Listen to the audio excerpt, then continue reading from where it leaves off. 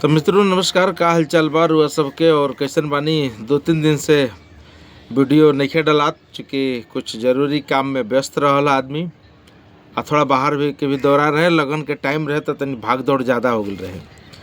सामाजिक सरोकार बिहार में रहे के पड़ला तो सब कुछ देखे के पड़ला। तो हमनी के समाज संस्कार और व्यक्तिगत मेल मिलाप से बंधे हुए लोग बानी, तो थोड़ा बहुत ये सब करे के पड़ेला। खैर कोई बात नहीं है। अब बिहार में चुनाव हो गइल बा, सरकार बन गइल बा, तो सरकार बन गइल बा तो अब योजना का बा, वो योजना से रुआ लाभ का बा, खाली एकरे बात होई। मतलब बात अब योजना के। तो योजना के कड़ी में देखिए कि क्या क्या हो रहा है बिहार में। मुख्यमंत्री कल सुधा दूध डेयरी प्लांट के निरीक्षण कैलन। निरीक्षण के क्रम में वजह देखलन तो गइलन तो बहुत तरह के चीज़ उनका मिलल, लेकिन मुख्यमंत्री के एक लगातार फोकस बा कि कैसहू बिहार में 1 करोड़ रोजगार और नौकरी दिहल जाए। वही के क्रम में मुख्यमंत्री सुधा बूथ के निरीक्षण और सुधा के प्लांट के निरीक्षण के क्रम में कहलन कि अभी तक कितने लाख लोग सुधा से जुड़े और कितना लाख लोगों को फ़ायदा मिलता है। इसमें पशुपालक कितने हैं, किसान कितने हैं, महिला कितनी है, ये तमाम बातें की जानकारी मुख्यमंत्री लेलन।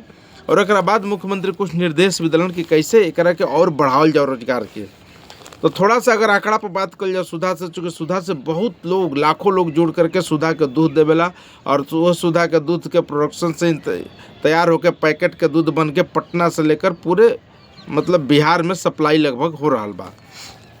लेकिन सुधा के प्लान का बात देखिए, सुधा में लगभग 7.5 लाख पशुपालक जुड़े हैं, जो में से 1.9 लाख महिलाएं बा।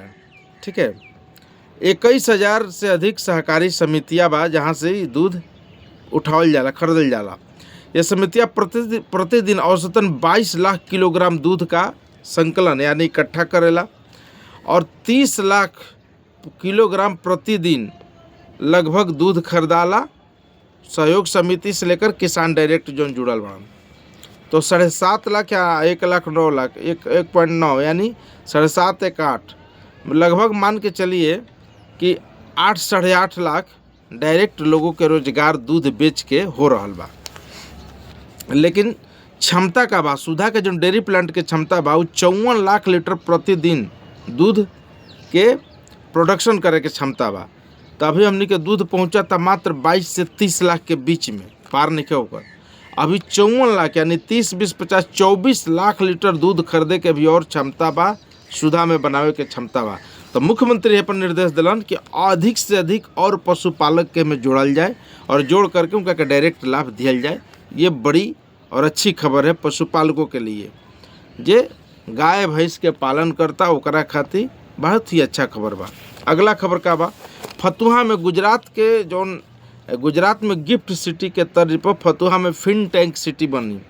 गिफ्ट सिटी में रोजगार, नवाचार से लेकर के तमाम AI हब से लेकर के तमाम चीज़ें बा। खूबसूरत एक बिल्डिंग्स और खूबसूरत नज़ारा बा गिफ्ट सिटी के। जाई अगर केहू गुजरात गइल बा, देखले बा, जे नहीं देख ले वो देखी तो ओकरा पता चली।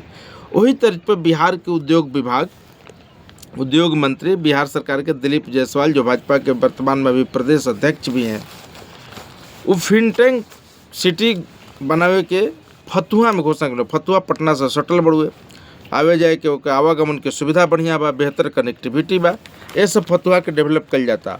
अब यह होई क्या भाई, तो 242 एकड़ में फिनटेक सिटी बनावल जाई। 408.81 करोड़ के लागत से एकरा के स्वीकृति प्रदान कर दिया गई बा।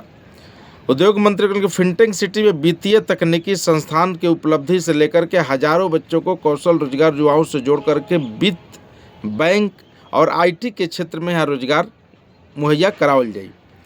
फिनटेक सिटी न सिर्फ राज्य में उद्योग के बढ़ावा दी, बल्कि आवे वाला कर्मचारी के भी आपूर्ति वो तकनीक के अनुसार लैस करके पूरा करी। ये अच्छा खबर बा। अगर ये बन जाता तो बहुत बड़ी बात बा।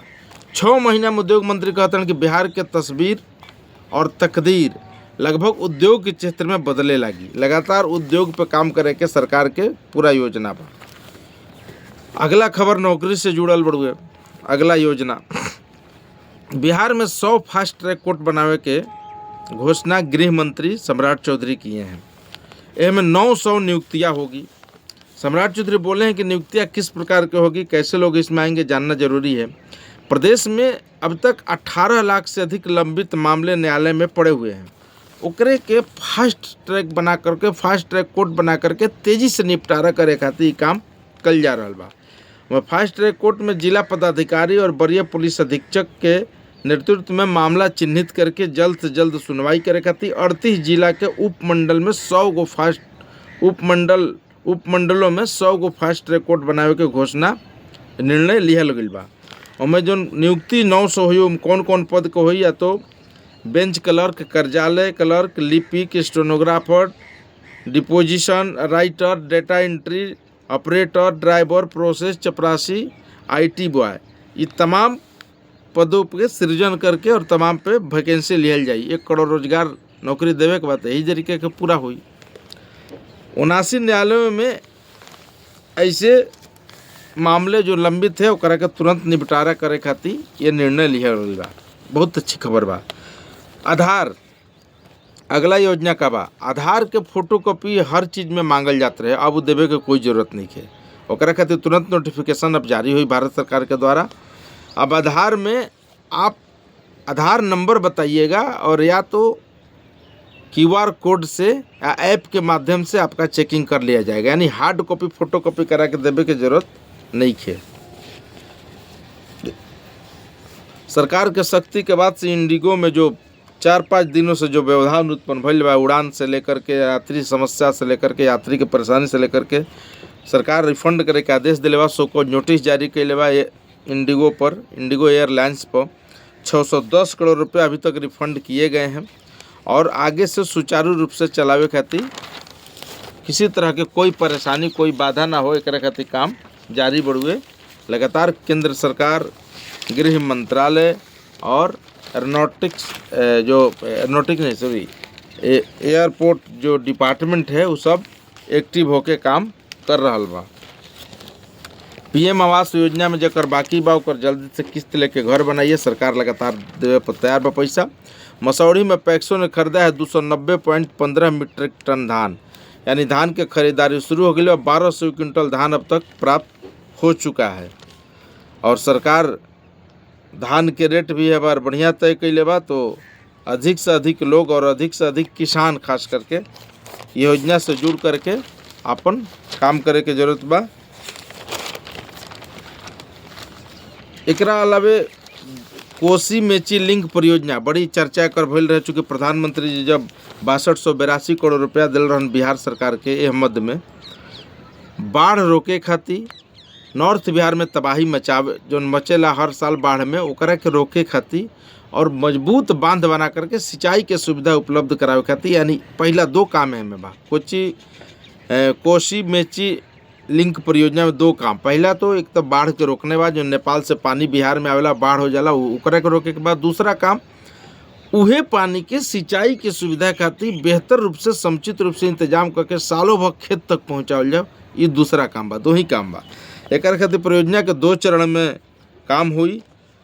गांव गाद के प्रबंधन के तरीका से लेके क्रॉस रेगुलेटर, नहर सफाई से लेकर के तमाम काम है आज। पहला चरण में बीरपुर से हनुमान नगर कुल 41 किलोमीटर कोसी नदी के पूर्वी मुख्य नहर को मजबूत कल जाई, एकरा ताकि जल वाहन के जोन एक साथ जोन पानी आ जाला लगभग और क्षमता बा 15,000 क्यूसेक से बढ़ के 2,000 क्यूसेक तक जो पानी आई, ओकरा के रोके खातिर काफ़ी कारगर हुई।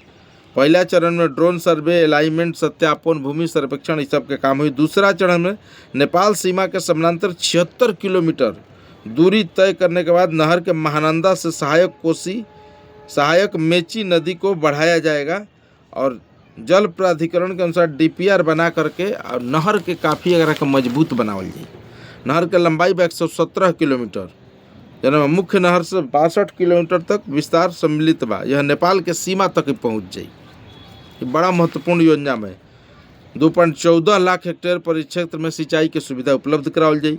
8 जिलों के बड़े भूभाग पर बड़ी जनसंख्या के बाढ़ राहत से लेकर सिंचाई के लाभ मिली। ये बहुत अच्छा योजना बा। एकरा में काम अगर तेजी से पूरा कल जाए तो बहुत ही बेहतरीन योजना बा। इस तरह की योजना का लाभ केंद्र सरकार और बिहार सरकार मिल करके कर रहा बा। तो ये आपका है योजना। तो योजना के बारे में जानिए, तभी रुआ सब लाभ ले सकिना। धन्यवाद।